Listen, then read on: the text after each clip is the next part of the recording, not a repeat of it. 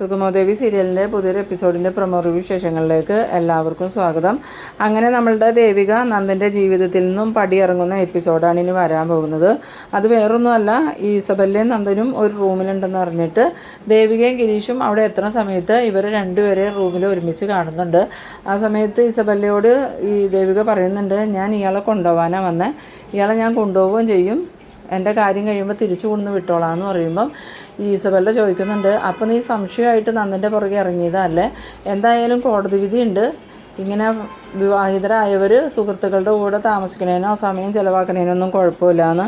അന്നേരം ദേവിക പറയുന്നുണ്ട്, നീ ആ വിധി മാത്രമാണ് കേട്ടിട്ടുള്ളൂ, പിന്നെ നീ പറയണ കേട്ടിട്ട് എനിക്ക് ചിരി വരുവാണ്. എന്തായാലും ഗിരീഷേട്ടൻ കേട്ടില്ലേ ഇവള് പറയണത്, ഞാൻ നന്ദനെ തിരികെ കൊണ്ടുപോകാൻ വന്നതാന്ന് പറഞ്ഞപ്പം എൻ്റെ ജീവിതത്തിലേക്ക് തിരികെ കൊണ്ടുപോകാനാണ് ഇവള് വിചാരിച്ചേക്കണേ. പക്ഷെ നീ ഒരു കാര്യം മനസ്സിലാക്കിക്കോ, ഇയാളെ ഇനി എനിക്ക് വെറുതെ തന്നാലും വേണ്ടാന്ന്. അത് കേട്ടതും നന്ദനാണെങ്കിൽ ഇങ്ങനെ ആകെ ഷോക്കാവുന്നുണ്ട്. കാരണം വേറൊന്നുമല്ല, ഇസബല്ല ഈ നന്ദൻ്റെ ജീവിതത്തിലേക്ക് ഇടിച്ചു കയറണമെന്ന് ആഗ്രഹിക്കുന്നുണ്ടെങ്കിലും നന്ദൻ്റെ മനസ്സിൽ ഒരിക്കലും അങ്ങനെ ഒരു ചിന്തയൊന്നുമില്ല. ദേവിക എന്നുള്ള ആ ഒരു ചിന്ത മാത്രമേ ഉള്ളൂ. പക്ഷേ ദേവികയാണെങ്കിൽ ഇപ്പോൾ നന്ദനെ തെറ്റിദ്ധരിച്ചേക്കണെയാണ്, അത് നന്ദന മനസ്സിലായിട്ടുമില്ല. എന്തായാലും ആ സമയം ഈ നന്ദൻ ഷോക്കായി നിൽക്കുമ്പോൾ ഇസബല്ല പറയുന്നുണ്ട്, പിന്നെ എന്താ നിനക്ക് പ്രശ്നം എന്ന് ചോദിക്കുമ്പോൾ, എനിക്ക് ഇയാളെ കൊണ്ട് പ്രത്യേകിച്ച് കാര്യമൊന്നുമില്ല, എന്തായാലും എൻ്റെ ഒരു ഫയൽ ഇയാൾ മോഷ്ടിച്ചെടുത്തിട്ടുണ്ട്, അത് എനിക്ക് തിരികെ വേണം, അതിന് വേണ്ടിയിട്ടാണ് ഞാനിപ്പോൾ ഇയാളെ കൊണ്ടുപോകണേ. പിന്നെ എൻ്റെ കാര്യം കഴിയുമ്പോൾ ഞാൻ തിരിച്ചു തരുമെന്ന് നിന്നോട് പറഞ്ഞില്ലേ, എന്തായാലും നിനക്ക് തന്നു കഴിഞ്ഞിട്ട് പിന്നെ ഞാനിത് തിരിച്ചു കേൾക്കുമൊന്നുമില്ല, നീ തന്നെ ചുമക്കേണ്ട വരുമെന്ന് പറയണം. അന്നേരം ഈ നന്ദനക്ക് ഒന്നും കൂടിയും ഒരു ഷോക്കാവുന്നുണ്ട്. കാരണം ദേവികയിൽ നിന്നും ഇതുപോലെ ഒരു പെരുമാറ്റമൊന്നും നന്ദനും ഒരിക്കലും പ്രതീക്ഷിച്ചിട്ടില്ല. ആ സമയത്ത് നന്ദൻ പറയുന്നുണ്ട്, ദേവി നീ എന്തൊക്കെയാണ് പറയണേന്ന് ചോദിക്കുമ്പം, എന്താടോ തനിക്ക് ഞാൻ പറഞ്ഞത് ഇഷ്ടപ്പെട്ടില്ലേ, തനിക്ക് കാണിക്കാം, എനിക്ക് പറയാൻ പാടില്ല, അല്ലാതെ എവിടുത്തെ നിയമാണെന്ന് ചോദിക്കുമ്പോൾ ഇസബല്ല പറയുന്നുണ്ട്, മതി ദേവിക, നീ ഇപ്പം തന്നെ ഇവിടുന്ന് സ്ഥലം വിടാൻ നോക്ക്, ഇല്ലെങ്കിൽ നീ MLA എന്നുള്ള കാര്യമൊക്കെ ഞാൻ മറക്കുമെന്ന് പറയുമ്പം ദേവിക പറയുന്നുണ്ട്, നീ ഇപ്പോഴല്ലേ മറക്കണത്, നീയും ഇയാളും ഇവിടെ ഉണ്ടെന്ന് അറിഞ്ഞ ആ ഒരു നിമിഷം തന്നെ ഞാൻ എൻ്റെ സ്ഥാനമൊക്കെ മറന്നിട്ടാണ് ഇങ്ങോട്ട് വന്നത്. എന്തായാലും ഞങ്ങൾ നന്ദൂനെയും കൊണ്ട് പോകാനാണ് വന്നെങ്കിൽ നന്ദൂനെയും കൊണ്ട് തന്നെ പോകുന്നു. ഇതേ സമയം ഇസബല്ലയ്ക്കാണെങ്കിൽ ഒട്ടും ഇഷ്ടപ്പെടുന്നില്ല. ഇസബല്ല പറയുന്നുണ്ട്, അത് നടക്കില്ല, നന്ദനെയും കൊണ്ട് ഇവിടുന്ന് പോകാൻ പറ്റില്ല. അത് പറയാൻ നീ ആരടി, ഇപ്പം നിലവിൽ നന്ദൻ എൻ്റെ ഭർത്താവാണ്, അതുകൊണ്ട് തന്നെ ഞാൻ നന്ദനെ കൊണ്ടുപോകുമെന്ന് പറയുമ്പം ഇസബല്ല, നീ വലിയ ആൾ കളിക്കാതെ ഇവിടുന്ന് പോടി, ഇല്ലെങ്കിൽ നിന്നെ ഞാൻ പിടിച്ച് പുറത്താക്കുമെന്നും പറഞ്ഞ് ദേവികയുടെ കയ്യെ പിടിച്ചതും ദേവികയാണെങ്കിൽ ആ കൈ തട്ടി മാറ്റിയിട്ട് ഇസബല്ലയെ അങ്ങോട്ട് ഉന്തി വിടുന്നുണ്ട്. ഉന്തണ്ട ശക്തി കൊണ്ട് ഇസബല്ല ഭിത്തി ചെന്ന് ഇടിച്ച് നിൽക്കുമ്പം ഇസബല്ലയാണെങ്കിൽ സങ്കടത്തോടുകൂടി നന്ദൻ്റെ നേരെ നോക്കണ നേരത്ത് നന്ദനക്കാണെങ്കിൽ അത് സഹിക്കണില്ല. കാരണം ഇസബല്ലയാണല്ലോ ഋഷിയുടെ കേസിൽ നിന്നും നന്ദനെ രക്ഷിച്ചേക്കണം, അതുകൊണ്ട് തന്നെ ഇസബല്ലയ്ക്ക് സപ്പോർട്ടായിട്ട് നിൽക്കണമല്ലോ എന്ന് കരുതി നന്ദൻ ഗിരീഷിനോട് പറയുന്നുണ്ട്, ഗിരീഷേട്ടന് ഇവിടെയും വിളിച്ചുകൊണ്ട് പോകുമെന്ന് പറയുമ്പം ഗിരീഷ് ഈ നന്ദൻ്റെ ചെകിട് നോക്കി ഒന്ന് കൊടുക്കുന്നുണ്ട്. എന്താടാ നീ പറഞ്ഞ, ദേവികയും വിളിച്ചുകൊണ്ട് ഞാൻ പോകണമെന്നോ? ഞങ്ങൾ അവിടുന്ന് പോകുന്നത് നിന്നെ ഇവിടുന്ന് കൊണ്ടുപോകണമെന്ന് തീരുമാനിച്ച് തന്നെയാണ്, ഞങ്ങളങ്ങനെ തീരുമാനിച്ചിട്ടുണ്ടെങ്കിൽ നിന്നെ ഇവിടുന്ന് കൊണ്ടുപോകുക തന്നെ ചെയ്യും, അതിനൊരു തർക്കമില്ല.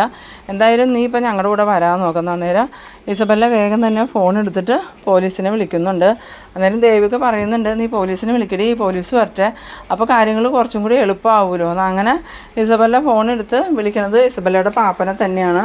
അയാൾ ഫോൺ എടുത്തതും എന്താ മോളേന്ന് ചോദിക്കുമ്പം, അത് പാപ്പ ഒരു പ്രശ്നമുണ്ട്, ഇവിടെ ഞാനും നന്ദനും ഇവിടെ ഒരു ഹോം സ്റ്റേയിലാണ്, ഇവിടുന്ന് ദേവികയും നന്ദൻ്റെ അളിയനും ചേർന്ന് നന്ദനെ ഇവിടുന്ന് പിടിച്ചുകൊണ്ട് പോകാൻ നോക്കുക, എത്രയും പെട്ടെന്ന് പാപ്പൻ പോലീസിനെയും കൂട്ടി ഇവിടെ വന്നെന്ന്. അന്നേരം അയാൾ പറയുന്നുണ്ട്, അത് ശരിയാവുമോ മോളേന്ന് ചോദിക്കുമ്പം, എന്താ ശരിയാവാത്ത, എത്രയും പെട്ടെന്ന് പാപ്പന് ഇവിടെ എത്തണം, നന്ദൻ്റെ അനുവാദമില്ലാതെ നന്ദനെ ഇവിടുന്ന് കൊണ്ടുപോകാൻ പറ്റില്ല, അതിനുള്ള അവകാശം ഇല്ല പാപ്പനെന്ന് ചോദിക്കുമ്പോൾ അയാൾ പറയുന്നുണ്ട്, എത്രയും പെട്ടെന്ന് ഞാൻ അവിടെ എത്താമെന്നും പറഞ്ഞുകൊണ്ട് അയാൾ പോലീസിനെയും കൂട്ടി ആ ഹോം സ്റ്റേയിലേക്ക് പുറപ്പെടുന്നുണ്ട്.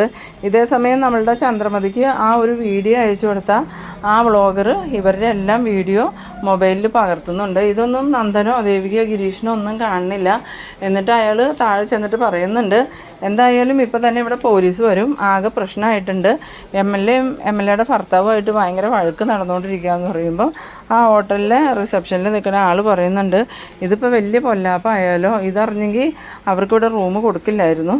ഇനിയിപ്പോൾ പറഞ്ഞിട്ട് എന്താ കാര്യം, ഇനി നിങ്ങളുടെ ഈ ഹോം സ്റ്റേ MLA ആയിട്ട് തന്നെ പൂട്ടിച്ചോളൂ എന്നും പറഞ്ഞ് അയാളവിടെ നിൽക്കുന്നുണ്ട്, പോലീസ് വന്നതും കാത്ത്. പിന്നീട് കാണിക്കുന്നത് നമ്മളുടെ സിദ്ധാർത്ഥനെയാണ്. സിദ്ധാർത്ഥനാണെങ്കിൽ ദേവിക പോയിട്ട് ഒരു വിവരം ഇല്ലാത്തതുകൊണ്ട് തന്നെ ദേവികയുടെ ഫോണിലേക്ക് വിളിക്കുന്നുണ്ട്. ദേവികയാണെങ്കിൽ അന്നേരം ഫോൺ എടുക്കണില്ല. 2-3 പ്രാവശ്യം ഫോൺ ബെല്ലടിച്ചതും ഈ ഗിരീഷൻ പറയുന്നുണ്ട്, ദേവിക ഫോൺ ബെല്ലടിക്കണോ ആരാന്ന് നോക്കുന്നു പറയുമ്പോൾ ദേവിക ഫോൺ എടുത്തിട്ട് അച്ഛനാന്ന് പറയുന്നുണ്ട്. ദേവിക ഫോൺ എടുത്ത് അച്ഛനാന്ന് പറയണ കേട്ടതും നമ്മളുടെ നന്ദൻ ഒന്നും കൂടിയും ഷോക്കാവുന്നുണ്ട്. എന്നിട്ട് ദേവി ആ ഫോൺ എടുക്കണ്ടെന്ന് പറയുമ്പം അത് പറയാൻ താനാരാ, അതെൻ്റെ ഇഷ്ടമല്ലേ, എൻ്റെ ഫോൺ എടുക്കണോ വേണ്ടതെന്ന് താൻ പറയണ്ടെന്നും പറഞ്ഞ് ദേവിക കോൾ അറ്റൻഡ് ചെയ്യുന്നുണ്ട്. ആ സമയം ഈ പ്രഭാവതിയും സിദ്ധാർത്ഥൻ്റെ അടുത്ത് തന്നെയുണ്ട്. എന്നിട്ട് സിദ്ധാർത്ഥൻ ചോദിക്കുന്നുണ്ട്, മോളെ എന്തായി, നന്ദനെ കാണാൻ പോയിട്ട് നന്ദനെ കിട്ടിയോന്ന് ചോദിക്കുമ്പം ഉവ്വച്ചാ നന്ദനെ കിട്ടി, പക്ഷേ നന്ദൻ ഞങ്ങളുടെ കൂടെ വരില്ല എന്നാണ് പറഞ്ഞ്.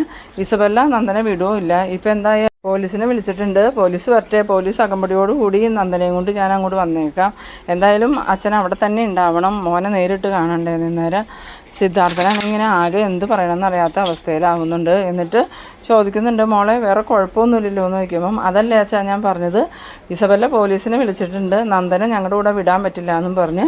എന്തായാലും പോലീസ് വന്നിട്ട് ബാക്കി കാര്യങ്ങൾ തീരുമാനിക്കുക, ഞങ്ങൾ ഇവിടുന്ന് പോരുന്നുണ്ടെങ്കിൽ ഞങ്ങളുടെ കൂടെ നന്ദനും ഉണ്ടാവുമെന്ന്.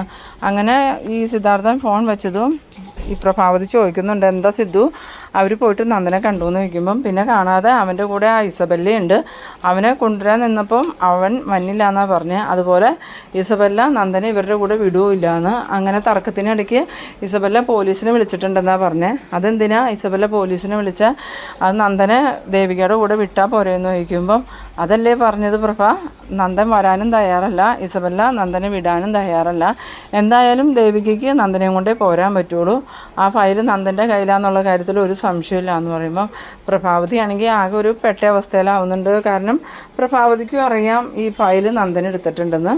പിന്നീട് നമ്മളുടെ കുരുവിളയാണെങ്കിൽ പോലീസൊക്കെ ആയിട്ട് ആ ഹോം സ്റ്റേയിലേക്ക് വരുന്നുണ്ട്. ഹോം സ്റ്റേയുടെ താഴെ വന്നതും ഇവിടെ എന്താ പ്രശ്നം, ഏത് റൂമിലാണെന്ന് ചോദിക്കുമ്പോൾ 5-ാം നമ്പർ റൂമിലാണ്, സാറ് അങ്ങോട്ട് ചെല്ല്, അവിടെ MLA ഉണ്ടെന്ന് പറയണം. അത് കേട്ടതും കുരുവിളയ്ക്ക് കുഴപ്പമൊന്നുമില്ല, MLAനെ കുരുവിള അറിയണതുകൊണ്ട് തന്നെ കുരുവിള കൂളായിട്ട് അങ്ങോട്ട് കയറി ചെല്ലുന്നുണ്ട്. ചെന്നതും ദേവിക ചോദിക്കുന്നുണ്ട്, എന്താ നിങ്ങൾക്ക് ഇവിടെ കാര്യം എന്ന് ചോദിക്കുമ്പം അല്ല ഇവിടുന്ന് ഒരു പ്രശ്നം ഉണ്ടെന്ന് പറഞ്ഞ് കോൾ വന്നിരുന്നു, അതുകൊണ്ട് ഞങ്ങൾ വന്നതാന്ന് പറയുമ്പോൾ എന്ത് പ്രശ്നം, ആരാ വിളിച്ചത്, ഇസബെല്ലയെ വിളിച്ചതെന്ന് പറഞ്ഞതും ദേവിക ചോദിക്കുന്നുണ്ട്, ഞാൻ എൻ്റെ ഭർത്താവിനെ വിളിച്ചുകൊണ്ട് പോകാൻ വന്നതാ, അതിന് നിങ്ങൾക്ക് എന്തെങ്കിലും പ്രശ്നമുണ്ടോ, പ്രശ്നമുണ്ടെങ്കിൽ ഇപ്പം പറയണം, അടുത്ത നിമിഷം നിങ്ങളുടെ തലയിൽ ഈ തൊപ്പി ഉണ്ടാവില്ല എന്ന് പറയണു. അതേസമയം ഈ കുരുവിളയുടെ കൂടെ വന്ന പോലീസ് ഉദ്യോഗസ്ഥരൊക്കെ ഇവിടെ MLA നിൽക്കണേന്ന് കണ്ടതും ആകെ നിന്ന് പരുങ്ങുന്നുണ്ട്. അന്നേരം കുരുവിള ചോദിക്കുന്നുണ്ട്, നിങ്ങളെന്താ ഇവിടെ നിൽക്കണേ, അയാളെ ഇങ്ങോട്ട് പിടിച്ച് പുറത്തേക്കാക്ക്, റൂമിൽ അവർ നിർത്തണ്ടെന്ന് പറയുമ്പോൾ ദേവിക പറയുന്നുണ്ട്, ഈ റൂമിൽ നിന്ന് ഗിരീഷേട്ടനെ പിടിച്ച് പുറത്താക്കാൻ എന്ത് അവകാശം നിങ്ങൾക്കുള്ള, ഗിരീഷേട്ടൻ്റെ ദേഹത്ത് തൊടാനൊക്കൂല എന്ന് പറഞ്ഞതും പോലീസുകാരാണെങ്കിൽ ഭയന്ന് മാറി നിൽക്കുന്നുണ്ട്. കുരുവിളയോട് പറയുന്നുണ്ട്, സാറേ നമ്മളിതിൽ ഇടപെട്ട പ്രശ്നമാവുന്നതാണ് തോന്നണേ, MLAയുടെ കുടുംബകാരിയല്ലേ, അതിലിടപെട്ട് വെറുതെ നമ്മളുടെ ജോലി കളയണമെന്ന് ചോദിക്കുമ്പം കുരുവിളയ്ക്കും ആകെ ഒരു കൺഫ്യൂഷൻ ആവുന്നുണ്ട്. ഇതേസമയം നമ്മളുടെ ആ വ്ളോഗറാണെങ്കിൽ പത്രക്കാരെയും ചാനലുകാരെയും ഒക്കെ ഇത് കാണാൻ വേണ്ടിയിട്ട് വിളിച്ച് വരുത്തിയിട്ടുണ്ട്. പെട്ടെന്ന് തന്നെ ചാനലുകാർ ക്യാമറയായിട്ട് ഈ ദേവികയുടെയും നന്ദൻ്റെയും ഇസബെല്ലയുടെയും കുരുവിളയുടെയും ഒക്കെ അടുത്തേക്ക് ചെല്ലുന്ന സമയത്ത് കുരുവിളയ്ക്ക് മനസ്സിലാവുന്നുണ്ട് നല്ല രീതിയിൽ തന്നെ പെട്ടു എന്ന്.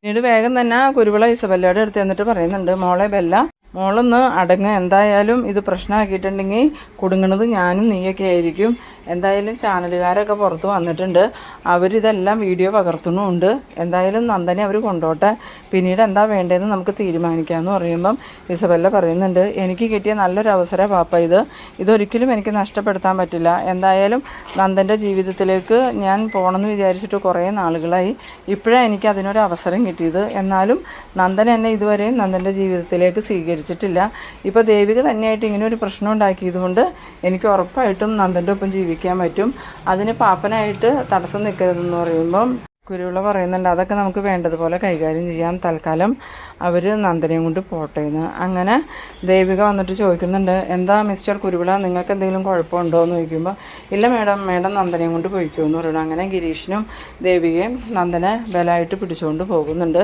ഈ സമയത്ത് നന്ദനാണെങ്കിൽ പോകാൻ കൂട്ടാകാതെ എന്നെ വിടുന്നു പറയുമ്പം ദേവിക പറയുന്നുണ്ട്, ഞങ്ങൾ വീട്ടിൽ നിന്ന് ഇറങ്ങുമ്പോൾ തന്നെ തീരുമാനിച്ചത് നിങ്ങളെയും കൊണ്ട് ചെല്ലൂന്ന്. എന്തായാലും അച്ഛനെ വിളിച്ച് ഞാൻ വിവരം പറഞ്ഞിട്ടുണ്ട്, നിങ്ങളുമായിട്ട് ഇപ്പം തന്നെ എത്തുമെന്ന്. അച്ഛൻ നമുക്ക് വേണ്ടി അവിടെ കാത്തു നിൽക്കുക, അവിടെ ചെന്നിട്ട് ബാക്കി കാര്യങ്ങൾ തീരുമാനിക്കാമെന്നും പറഞ്ഞ് താഴേക്ക് ഇറങ്ങി വരുന്ന സമയത്തൊക്കെ ചാനലുകാർ ക്യാമറയായിട്ട് ഇവരുടെ ചുറ്റുമുണ്ട്. ഈ സംഭവങ്ങളെല്ലാം അവർ പകർത്തുന്നുമുണ്ട്. ഇതേ സമയം ഇസബെല്ലയാണെങ്കിൽ ആകെ ദേഷ്യത്തിലാണ്. പാപ്പനോട് പറയുന്നുണ്ട്, പാപ്പൻ എന്തിനാ ഇപ്പോൾ വന്നത്, പാപ്പനെ വിളിക്കാൻ പോയത് അബദ്ധമായി, ഇല്ലെങ്കിൽ അവനെ ഞാൻ വിടില്ലായിരുന്നു, നന്ദനെ ഞാൻ ഇവിടെ തന്നെ നിർത്തിയെന്ന് പറയുമ്പം പാപ്പൻ പറയുന്നുണ്ട്, മോളെ തൽക്കാലം നീ സമാധാനപ്പെട്, ഇല്ലെങ്കിൽ ഇത് വലിയ പ്രശ്നമാവും, നമുക്ക് എന്തായാലും ഇപ്പോൾ തന്നെ ഇവിടുന്ന് വീട്ടിലോട്ട് പോകാമെന്നും പറഞ്ഞ് ഇസബെല്ലേനെയും കൊണ്ട് കുരുവിള ഇറങ്ങി വരുന്നുണ്ട്. ആ സമയത്ത് ചാനലുകാർ ഇവരുടെ പിന്നാലെ വീഡിയോയുമായിട്ട് ചെല്ലുമ്പം ഈ ഇസബെല്ല അവരെ നല്ല ചീത്ത പറഞ്ഞ് ഓടിക്കുന്നുണ്ട്.